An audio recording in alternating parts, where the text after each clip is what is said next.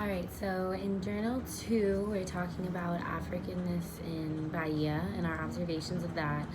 Some of the markers of Africanness in Bahia that I have noticed that have been the most prevalent have been in dance, with like the movement styles, in music with like the kind of instruments that they use, even a little bit of the singing and kind of like those chants I feel like they use in Africa.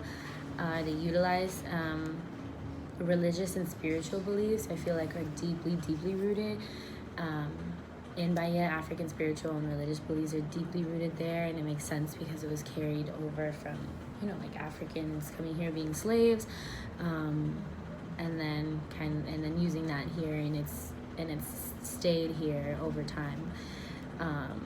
So my concept of blackness came from being like born and raised in the States, understanding that it was like ancestry and heritage. At first, when I was younger, we don't know anything about like what ancestry is and what heritage is. Like, we know what we see. As kids, we're like, oh, okay, like skin color, white, you're black, you're brown, you're this, and because as kids we don't know those kinds of things. So I remember kind of like doing the FCATs and things like that, where it was like, oh, like identify your race or identify with one of these, and it was like white, and I would like be like, I'm like, okay, well, I am white. And it was like Hispanic, I'm like, okay, well, I am Hispanic. I wasn't born in a Hispanic country, so I was born in the United States. Where are we white? Like, there was a lot of weird conversation with myself about that.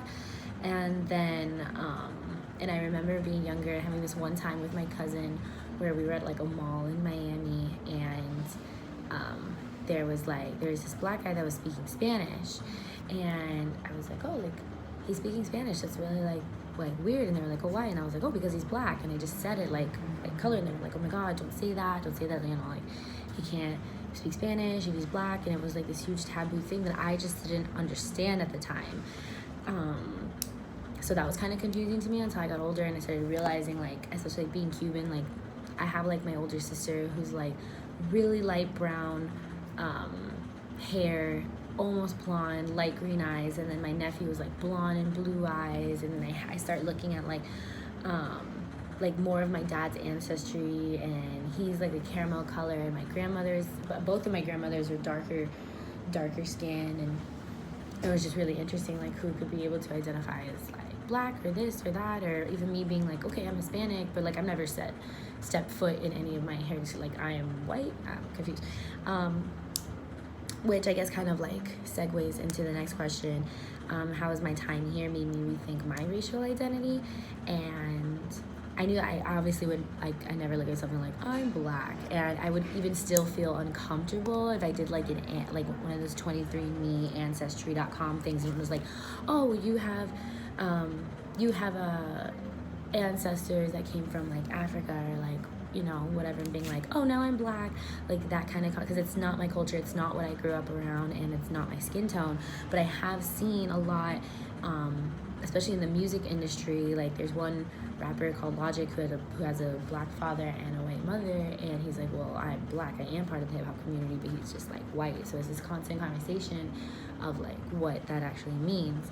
And I feel like race as a social construct would be like really difficult, because like I said previously, like color is the first thing that we like see. So we're gonna be like, you're black, period, you're white, so you deserve more. Like it's an immediate judgment. Like it's like that first impressions are the strongest, like, and before we could even speak, they're looking at our color, or our people's color, and their hair, if it's curly, if it's straight. So I feel like that plays a huge part in where people already believe that you are, and what level of society that you're a part of, even if they're completely wrong and being judgmental. It's like it's almost embedded in us because of society, because of advertisements, because of what we've been taught in school, that it's almost like a natural thing to just be like to think that. Yeah, so that's all. Thanks.